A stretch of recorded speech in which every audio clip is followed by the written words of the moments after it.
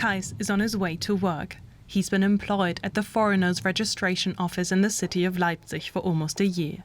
He helps refugees, finds them places to live and arranges German courses. He himself arrived in Germany 5 years ago. Work is a great success in my life.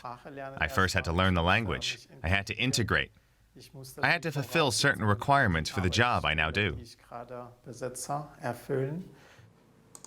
Back home in Afghanistan, Kais was a locally hired civilian for the German army. He was an interpreter.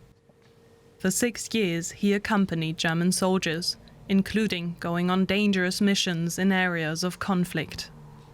But there came a time when he felt his life was in danger and he had to flee. If the Taliban had had the opportunity, they would have chopped my head right off. But many other people, religious people, also disliked us. They called us collaborators, infidels, and traitors. I heard such accusations all the time. When I went to the mosque, nobody wanted to be near me. Kais may be happier now in Germany, but not everything is satisfactory. He has to endure a round trip of more than 300 kilometers every day because his job is in the neighboring state, but his immigration status forbids him from moving there. And because he, his wife and their 2 children don't have permanent residence, they have to keep renewing their permits. What happens when the year's over? What about my children's future, my family, my future? I can't go back to Afghanistan. We can't go back to Afghanistan.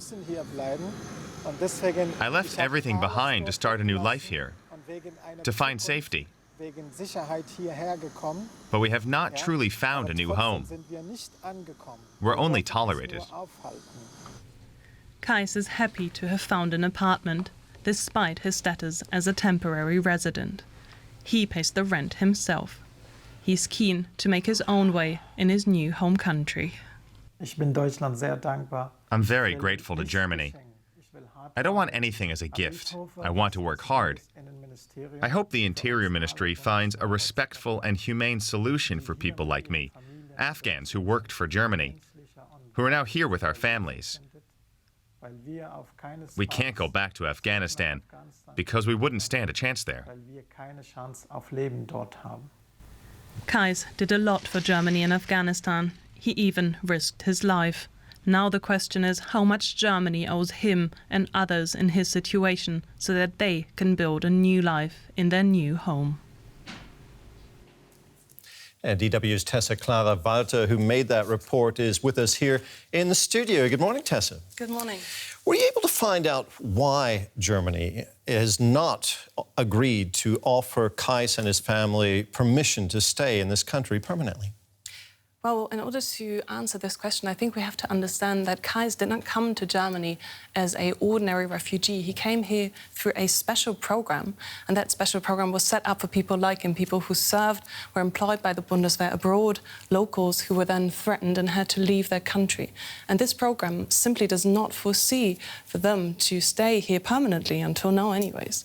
And with regards to other refugees, he actually has a disadvantage. So he would have to pay into a German retirement scheme for 5 years until he could apply for permanent residency, whereas common refugees would only have to pay into that for 3 years.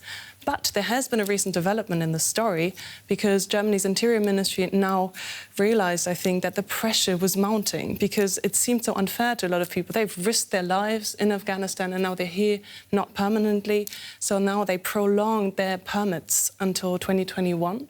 But obviously that only buys Kais time. It doesn't really solve his problem. It still leaves the question, of course, could he eventually be sent back to Afghanistan? Well, I actually asked exactly that question to the Interior Ministry, and they were pretty vague about this. And so they said we have to rejudge this question once it would happen. But I think they didn't exclude the option of sending him back, of deportation. So this is still an option that is on the table, but they also underlined that until now they agree with all the sources I've talked to as well that the security situation is far from enhancing in Afghanistan at the moment. Now, Kais agreed to be interviewed on camera, both at work and at home, yet he didn't want his real name to be used. What's he afraid of?